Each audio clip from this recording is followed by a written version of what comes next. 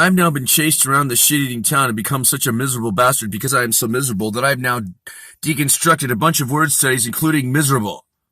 Yes, I'm miserable because I'm miserable and you're shitting on me in the midst of hell. I don't see how my negative view of life could be true.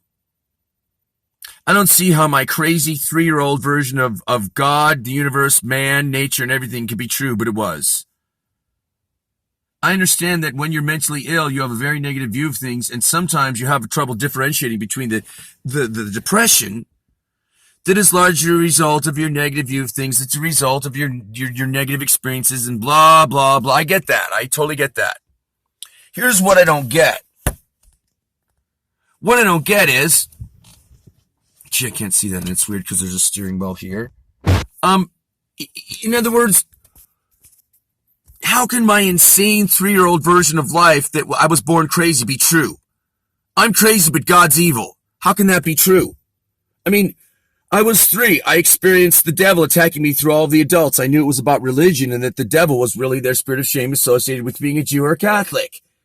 I knew that my mom and dad and the Catholic neighbors were all malignant narcissists raping me on one level or another, mentally, emotionally, and possibly physically. I knew that when I was 3 and ran back from the Catholic neighbor's household to say, Dad, the older brothers are beating up the younger brothers and calling him fag because they got raped by a priest. Gee, I'm not supposed to know that when I'm 3.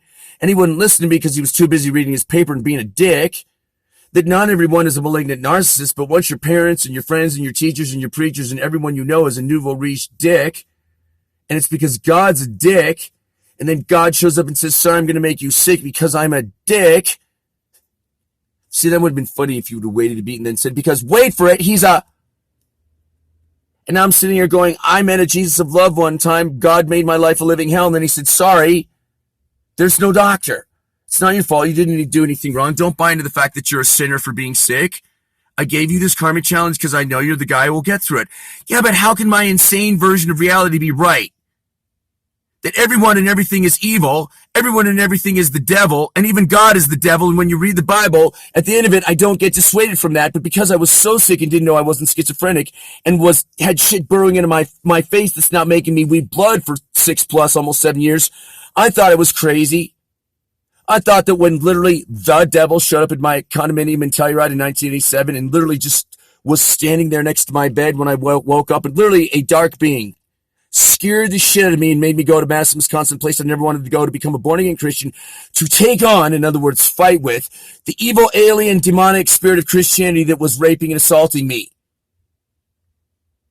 Now Donald Trump's president, and it turns out I was right when I say that there's a real God of love, but the version of it in much of the scripture and the version of it in all religion, including but not limited to fundamentalist Christianity, is evil bullshit. I was right.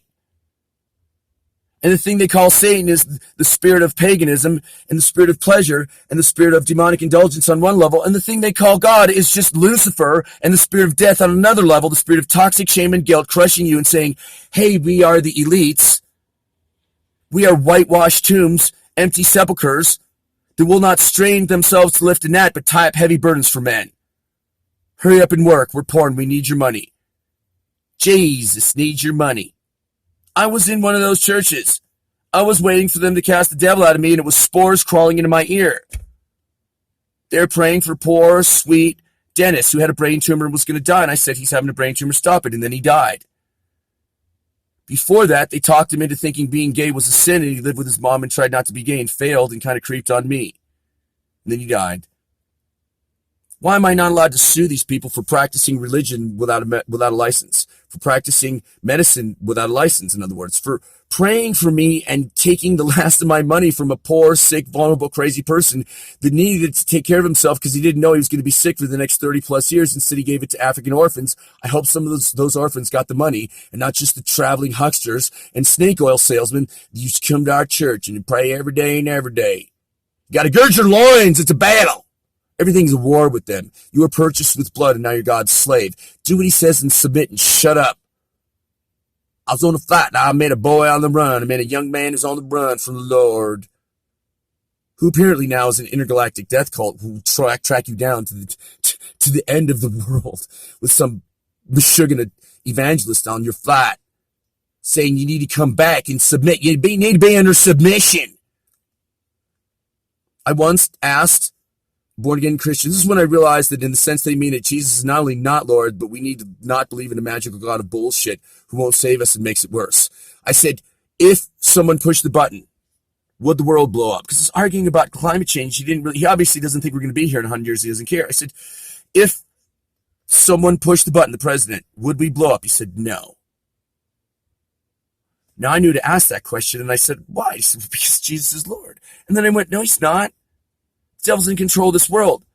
People are sinners and possessed by the devil, which is the spirit of greed and shame and death and fear and lust and bullshit.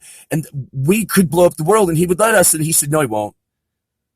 Because we're all going to float away in the rapture, and neither nuclear war nor climate change is going to be a bummer because we're on the winning side and we get to float away.